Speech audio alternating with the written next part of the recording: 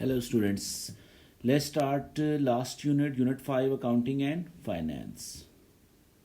Finance किसे कहते हैं बिजनेस में? Finance is the money that business needs. पैसा money that business hold that is called finance. Business को फाइनेंस क्यों चाहिए? There could be many reasons for the startup, for the growth, for the survival. मतलब किसी भी financial difficulty के लिए या एक्सपेंशन के लिए business must need finance. Distinctions between short term and long term need of for finance. Short term need क्या होती है? शॉर्ट टर्म नीड्स मीन जब बिजनेस को बहुत ही लिमिटेड टाइम के लिए पैसा चाहिए. Maybe it has to pay wages, maybe it has to buy inventory, तो वो आपकी शॉर्ट टर्म नीड्स आ जाती है. शॉर्ट टर्म नीड्स के लिए डिफरेंट सोर्स ऑफ फाइनेंस है और लॉन्ग टर्म नीड्स के लिए डिफरेंट सोर्स ऑफ फाइनेंस है. लॉन्ग टर्म नीड होती है आपकी जैसे you want to buy equipment, machinery. और लॉन्ग टर्म नीड्स के ऊपर ये क्वेश्चन आ चुका है, explain the difference between short term need and long term need. Difference between cash and profit बहुत सिंपल सा कॉन्सेप्ट है. Cash is the physical money that business keeps और प्रॉफिट जो होता है वो that is the difference between revenue and total expense और cost. Business failure as a consequence of lack of finance. Business कैसे fail हो जाता है लैक ऑफ फाइनेंस से? Simply when business have no money, that is called bankrupt business. Bankrupt business वो होता है जिसके पास अनड्यू अमाउंट को पे करने के लिए पैसे ना हो, and that situation is known bankruptcy. Bankruptcy की भी डेफिनेशन आई थी लास्ट ईयर एगो. इसी तरह लिक्विडेशन की भी डेफिनेशन आ चुकी है. लिक्विडेशन इज ए सिचुएशन जब एक बिजनेस बैंकरप्ट डिक्लेयर हो जाता है और उसके एसेट्स को सेल किए जाते हैं. Working capital very important. इसका फार्मूला भी माइंड में रख ले, वो भी आप लिख सकते हैं. फिर डेफिनेशन कम बट इसकी कैलकुलेशन नहीं आएगी. वर्किंग कैपिटल क्या होता है? It is the amount that business have और get after deducting current liabilities from the current assets. तो ये आप उसको आप अगर सिंपल वर्ड्स में कहें तो current assets minus current liabilities is working capital. Working capital is very common thing. Business के पास हमेशा वर्किंग कैपिटल होना चाहिए. वी कैन सिंपली से the pocket money of the business. Business हमेशा अपने पास वर्किंग कैपिटल होल्ड करता है. इसमें थोड़ा सा आपको बता दूं करंट एसेट्स क्या होते हैं. That can be easily converted into cash, वो एसेट जो फ़ौरन आपका कैश में कन्वर्ट हो जाए. एंड करंट लायबिलिटीज़ वो लायबिलिटीज़ जो आपको विद इन 1 ईयर पे करनी हो. वर्किंग कैपिटल की इंपॉर्टेंस क्या है? वर्किंग कैपिटल से you can save yourself from bankruptcy. Working capital आपको इन्वेंट्री बाय करने में हेल्प करता है. वर्किंग कैपिटल हो तो you can meet your daily routine expenses. ये भी बहुत इंपॉर्टेंट है. Managing trade receivable and trade payables. Trade receivable क्या होते हैं? बेसिकली ये वो अमाउंट है that business owed to business, और trade payable is the amount owed by the business. तो हमेशा ट्रेड रिसीवेबल हम कस्टमर को अलाउ करते हैं कि हमें वो कितना टाइम पीरियड के बाद पैसे देगा. और trade payables mean we get time period from the supplier कि वो हमसे कितने दिनों के बाद पैसे लेगा. तो usually business has to manage very carefully about trade receivable and trade payable days. Trade receivable days जो होने चाहिए हमेशा अर्ली होने चाहिए as compare to trade payables. Because trade payables suppose अगर आपको 24 डेज़ में पैसे देंगे तो आप ट्रेड पेएबल्स को आप 30 डेज़ के बाद पैसे दें. तो रिसीवेबल हमेशा शॉर्ट होना चाहिए as compare to trade payables. Then there is another difference that is between capital expenditure and revenue expenditure. Capital expenditure आपके जो buying of fixed asset, non current assets, machinery, building, उस पर जो money spend होती है that is capital expenditure. और revenue expenditure होता है जो आप डेली रूटीन पे पैसे लगाते हैं, may be payment of rent, wages, that is revenue expenditure. Reason to differentiate business उनको क्यों सेपरेट रिकॉर्ड करे, बिजनेस क्यों लिखे कि ये मेरा 40,000 कैपिटल एक्सपेंडिचर है, ये मेरा 90,000 रेवेन्यू एक्सपेंडिचर है. There could be like many reasons. बस आप ये 1-2 रीज़न याद कर लें, वो पूछ सकते हैं एक्सप्लेन करें कि why capital expenditure is differentiated from revenue expenditure. तो इसलिए करते हैं to calculate the profit, to see the net worth of the business and prepare financial statements. Financial statements year के एंड पे बनाई जाती हैं जिसमें बिजनेस अपनी income statement and asset show करता है. Source of finance very important. इसकी मैंने डिटेल नहीं लिखी क्योंकि otherwise it will be very lengthy. आपको जर्नल से मैं ओवरव्यू दे देता हूँ सब सोर्स ऑफ फाइनेंस पे. इंटरनल सोर्स ऑफ फाइनेंस वो होते हैं that is usually no need to pay back, और ये बिजनेस का अपना ओन सोर्स ऑफ फंड होता है. It may be owner investment, owner अपनी इन्वेस्टमेंट करे, ये सोल ट्रेडर में यूज़ हो सकता है. रिटेन अर्निंग्स, आपका अनडिस्ट्रीब्यूटेड प्रॉफिट जो बिजनेस अपने पास बचा लेता है फॉर द फ्यूचर. और इसको भी बिजनेस यूज़ कर सकता है। Then sale of unwanted assets, ये वो एसेट्स हैं जो बिजनेस सरप्लस एसेट्स को सेल करके पैसे ले सकता है। And fourth is sale and lease back of non current asset, ये भी बिजनेस इंटरनली अपने एसेट को सेल करे और फिर उसको लीज बैक करवा ले। लीज बैक मीन कि उसको रेंटल एग्रीमेंट पे वापस ले ले फॉर द स्लाइट यूज़, कि उसने कुछ ईयर्स के लिए उसको यूज़ करना है तो उसको लीज पे वापस लिया जा सकता है। इसमें ये होता है कि अपना एसेट आप लूज़ कर देते हैं in the form of ownership, but you are using it, तो इसमें इतना ज़्यादा कंपनी को प्रॉब्लम नहीं होता, बट आपका कैपिटल जो टाइड अप हुआ होता है एसेट्स के अंदर, you get that money. And the fifth is working capital, ये भी आपने पढ़ा। वर्किंग कैपिटल तो आपका ये डे टू डे छोटे एक्सपेंस को मीट करने के लिए सोर्स ऑफ फाइनेंस यूज़ होता है। तो ये आपके 5 सोर्स ऑफ फाइनेंस हैं and these are called internal source of finance. उसके बाद हम एक्सटर्नल पे चलते हैं। एक्सटर्नल में वैसे तो 2 कैटेगरीज हैं, short term and long term. Short term वो होती हैं जो आपको within 1 year you need to pay back, और long term after like 3 year 5 year you have to pay back. अब इसमें एक कंप्लीट लिस्ट है, मैं आपको इसमें जो थोड़ी सी ट्रिकी सी हैं वो एक्सप्लेन कर देता हूँ। शेयर कैपिटल, ये सोर्स ऑफ फाइनेंस जो है ये सिर्फ लिमिटेड कंपनी इशू कर सकती है। लिमिटेड कंपनी अपने शेयर इशू कर सकती है इन द स्टॉक मार्केट, जिसमें new investors are ready to invest that in the form of money, वो उसमें कंपनी के शेयर्स खरीद सकते हैं। और अदर इज़ डिबेंचर। डिबेंचर भी एक long term source of finance है। इसमें क्या होता है, इसमें आप कंपनी के लॉन्ग टर्म लोन में इन्वेस्टर्स को कॉल करते हैं, investor will buy your company debentures और in return company will pay the interest to them. फिर न्यू पार्टनर भी आप एडअप कर सकते हैं। वेंचर कैपिटल, वेंचर कैपिटल आपके वो वेल्दी पीपल इन्वेस्टर होते हैं जो आपके ऊपर रिस्क लेते हैं किसी भी बिजनेस को स्टार्ट करने के लिए, उसका बिजनेस आइडिया देख के they are ready to invest. Then bank overdraft, overdraft is the short term need, जिसमें बिजनेस को एक शॉर्ट टर्म नीड के लिए पैसे चाहिए तो बैंक से ओवरड्राफ्ट फैसिलिटी ले सकता है, जिसमें बैंक अलाउ करता है कि you can withdraw more amount than you actually have in the bank. और ये एक तरह का आपका कैश इसमें डिसऑनर्ड नहीं होता। चेक जो भी आप बैंक से चेक देते हो बैंक उसको कैश कर देगा और आपका अकाउंट ओवरड्राफ्ट में ले जाएगा। Leasing, leasing usually assets land वगैरह की होती है। अगर आपने कोई एसेट लेना है तो you don't have no money, तो फिर आप क्या करेंगे, उसको लीज पे ले लें। लीज में ये होता है कि आपका कैश इंप्रूव हो जाता है, यू डोंट नीड टू पे फुल अमाउंट। ये भी मैंने मॉक में भी एक क्वेश्चन दिया था कि explain how leasing can improve the cash flow. तो लीजिंग ऐसे इंप्रूव करती है कि लीजिंग से आपको पूरी फुल अमाउंट नहीं देनी पड़ती उस एसेट की, जबकि आप उस एसेट को यूज़ करने की एक स्मॉल रेंटल अमाउंट दे रहे हैं तो आपका कैश आउटफ्लो डिक्रीज हो जाता है। हायर परचेज, ये भी एक सोर्स ऑफ फाइनेंस है जिसमें आप इंस्टॉलमेंट पे कोई चीज़ बाय करते हैं। बिजनेस को कोई भी बड़ी मशीनरी बाय करनी है तो उसको हायर परचेज पे ले सकता है, जिसमें एक स्पेसिफिक डाउन पेमेंट देते हैं 10%, 15% and the rest amount is paid with interest. Bank loan, mortgage, mortgage होता है कि जब बिजनेस किसी भी प्रॉपर्टी को प्लज करवा के या एज ए सिक्योरिटी करवा के बैंक से लोन लेता है तो उस अरेंजमेंट को हम कहते हैं मोर्टगेज। डेट फैक्टरिंग क्या होता है, डेट फैक्टरिंग में आप अपने इनवॉइस को सेल कर देते हो टू द थर्ड कंपनी और third company is ready to pay you the amount और later on it will get directly from the receivable. Trade credit simple arrangement है, सोर्स ऑफ फाइनेंस है short term, जिसमें you buy now pay later on. और इसमें भी यही होता है कि आपके पास पैसे नहीं आते but you by the product on credit और जब आप उसको बेच देंगे तब आप पैसे ले लेंगे।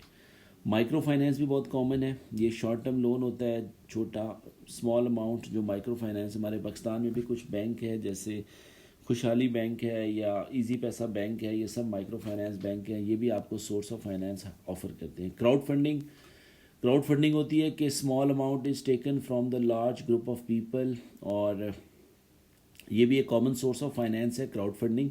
ये usually it is arrange for the charities. And the last is government grant.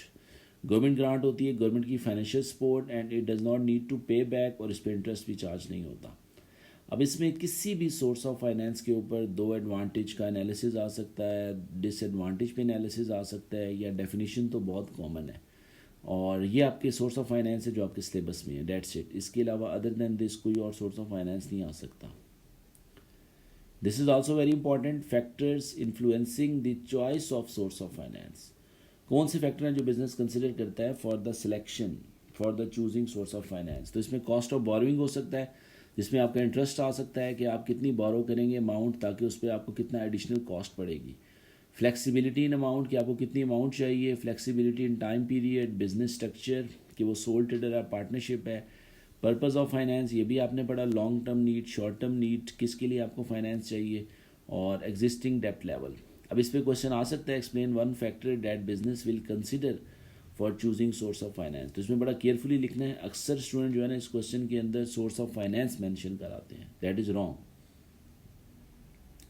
Another topic cash flow forecast.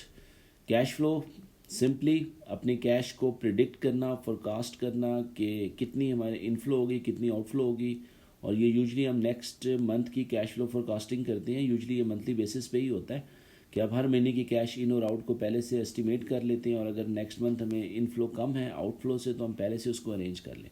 इसका फ़ायदा यही होता है कि बिज़नेस टाइमली अपने कैश को अरेंज कर लेगा तो वो फाइनेंशियल डिफ़िकल्टी में नहीं आएगा और इमरजेंसी में फ़ंड वगैरह नहीं ढूंढेगा और अपने एक्सपेंस को टाइमली पे कर सकता है। How to improve cash flow, तो इसमें आप सोर्स ऑफ फाइनेंस लिख सकते हैं, शेयर इशू कर दे, बैंक लोन कर दे, न्यू पार्टनर कर दे, वो डिपेंड करता है what's the situation. Accurate cost information and its importance, ये बहुत इंपॉर्टेंट है, ये भी एग्जाम में बहुत दफ़ा आ चुका है। एक बिज़नेस अपनी कॉस्ट इन्फॉर्मेशन एक्यूरेटली मैयर करे, वाई इट इज़ इम्पॉर्टेंट। तो एक्यूरेट कॉस्ट मीन कि आपको एग्जैक्टली पता होना चाहिए कि एक बिज़नेस जो भी चीज़ बाय कर रहा है या बना रहा है उसको कितनी कॉस्ट पे पड़ रही है।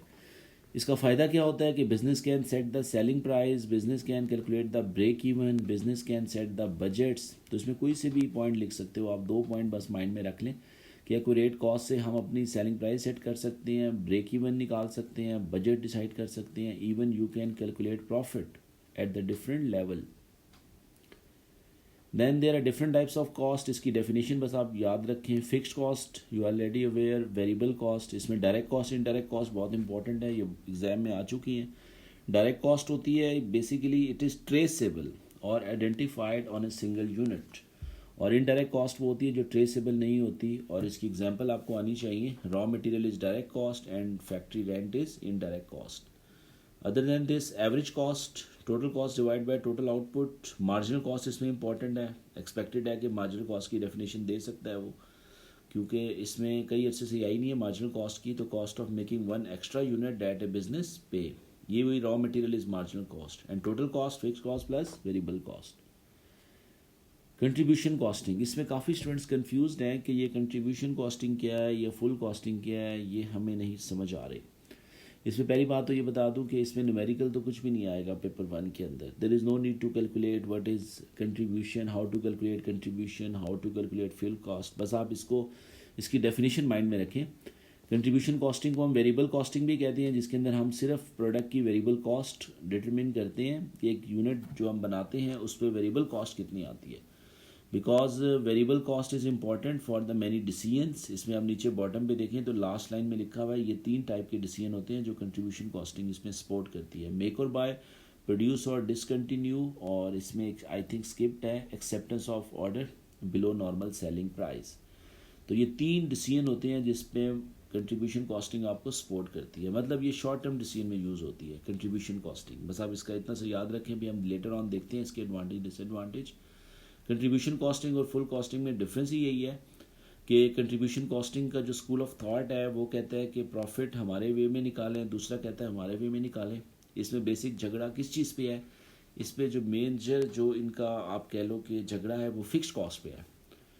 कंट्रीब्यूशन वाले कहते हैं कि फ़िक्स्ड कॉस्ट हमें इग्नोर करनी है डिसीजन मेकिंग में, क्योंकि फ़िक्स्ड कॉस्ट हमें वैसे ही पे करनी है तो हमें फ़िक्स्ड कॉस्ट को नहीं कंसिडर करना। जबकि full costing school of thought है ये कहता है कि फ़िक्स्ड कॉस्ट को ज़रूर लें, अपने यूनिट की जब टोटल कॉस्ट निकालनी है तो फ़िक्स्ड कॉस्ट को हम इग्नोर नहीं कर सकते। अब इनकी लिमिटेशंस और एडवांटेजेस क्या हैं। फुल कॉस्टिंग की अगर मैं बात करूं तो इसमें हम टोटल कॉस्ट निकालते हैं, एक्सेप्टेबल है, इसमें हम फिक्स्ड कॉस्ट की इंपॉर्टेंस को रियलाइज़ करते हैं। जबकि अगर मैं कंट्रीब्यूशन कॉस्टिंग की तरफ जाऊं तो ये शॉर्ट टर्म डिसीजन में यूज़ होती है, बट इसमें हम फिक्स्ड कॉस्ट को इग्नोर करते हैं। इसी का लास्ट टाइम क्वेश्चन आया था, explain one limitation of contribution costing. तो आप लिख सकते हैं कि it ignores the importance of fixed cost.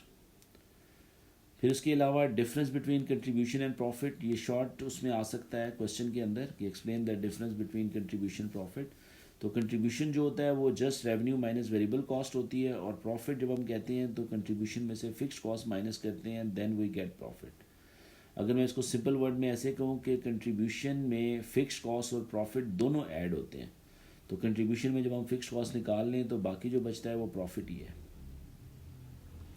Situations in which contribution costing would not be used, तो वुड बी में हमने पहले पढ़ लिया, शॉर्ट टर्म डिसीजन उसमें कंट्रीब्यूशन कॉस्टिंग यूज़ होती है, बट लॉन्ग टर्म डिसीजन में कंट्रीब्यूशन कॉस्टिंग यूज़ नहीं होती, फिर उसमें आपकी टोटल कॉस्टिंग आती है। How cost can be use for pricing decision, तो इसमें क्या करते हैं कि आप ओवरऑल देखते हैं कोई भी आपने प्राइस सेट करनी है तो you just see the total contribution of different prices, और जिस प्राइस पे आपको ज़्यादा कंट्रीब्यूशन होगा यू सेट दैट प्राइस। लेकिन अगेन आई विल से ये पेपर 2 की चीज़ है, पेपर 1 में नहीं आएगी। Break even, again I will say it's theory is very very important, क्योंकि इसमें अक्सर थ्योरी आती है तो स्टूडेंट्स कंफ्यूज हो जाते हैं। ब्रेक इवन की डेफिनेशन आनी चाहिए। Break even is simply total output where total revenue is equal to total cost. Break even निकालने के लिए हम सिंपली कुछ एजम्पशंस लेते हैं। एजम्पशन क्या है, वो नीचे आपकी 4 assumptions are given.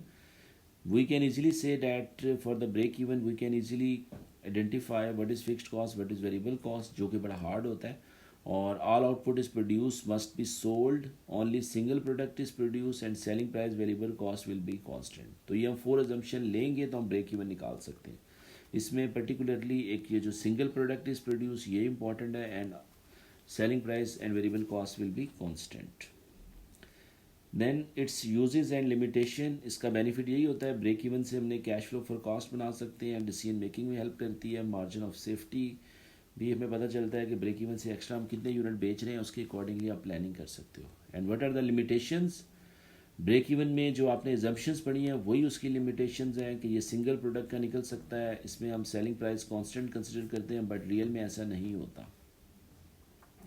Margin of safety, जो आपकी एक्सपेक्टेड सेल है और जो ब्रेक इवन सेल है, इसका जो एडिशनल एक्स्ट्रा यूनिट जो आप ब्रेक इवन से ऊपर जा रहे हैं, that is called margin of safety. Budgeting, budget किसे कहते हैं, ये भी बिल्कुल नया कंटेंट है, 2023 में ऐड अप हुआ है, इसको आपने बड़ी केयरफुली देखना है। Budget basically financial forecasting of the different resource होता है, और बड़ी बड़ी कंपनीज अपने बजट्स बनाती हैं फ्रॉम द स्टार्ट, जब से उनका ईयर स्टार्ट होता है। There are different types of budget, sale budget, production budget, cash budget. तो बजट बनाने का फ़ायदा क्या है, बजट से बेसिकली आप अपने एम्प्लॉयज़ की टारगेट सेटिंग करते हैं, बजट आपको ऑब्जेक्टिव अचीव करने में सपोर्ट करता है, बजट से डिसीजन मेकिंग होती है। बट बजट के डिसएडवांटेज भी हैं कि ये एक्सटर्नल फैक्टर को कंसिडर नहीं करता, और बजट अगर अनरियलिस्टिक हो तो स्टाफ को डीमोटिवेट भी कर सकता है। उसके अलावा ये छोटी सी स्मॉल 3 डेफिनेशंस हैं। इंक्रीमेंटल बजट, इंक्रीमेंटल बजट वो होता है जिसमें हम ये आइडिया बेसिकली प्रेजेंट करते हैं कि every time the base of the budget will be zero. इसका मतलब ये है कि आप जिस भी डिपार्टमेंट को बजट असाइन करेंगे उसके ऊपर आपने पहले प्रीवियस इंक्रीमेंटल बजट देखना है। इंक्रीमेंटल बजट होता है कि आपका प्रीवियस ईयर का क्या बजट है और करंट ईयर का क्या बजट है। तो इंक्रीमेंटल बजट में हम कंपेयर करते हैं प्रीवियस ईयर को और उसमें थोड़ा सा चेंज करके हम इस बजट को बनाते हैं।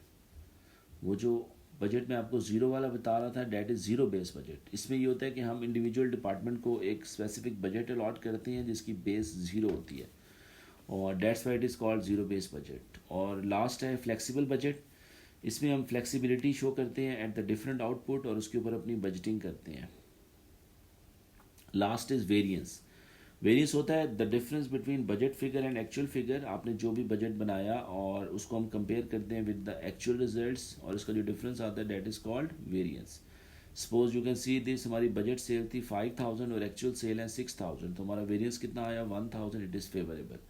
वेरिएंस फेवरेबल भी हो सकता है, एडवर्स भी हो सकता है। अभी रिसेंट एग्जाम में क्वेश्चन आया था कि explain one reason for the adverse variance, तो आपको पता होना चाहिए कि एडवर्स वेरिएंस क्या वजह हो सकती है। इट्स आंसर वाज कि बिजनेस में find suppliers of high price, जिसकी वजह से आपको वो एक्चुअल जो रॉ मटेरियल है वो एक्सपेंसिव पड़ा हो, तो आपका एडवर्स वेरिएंस आ सकता है।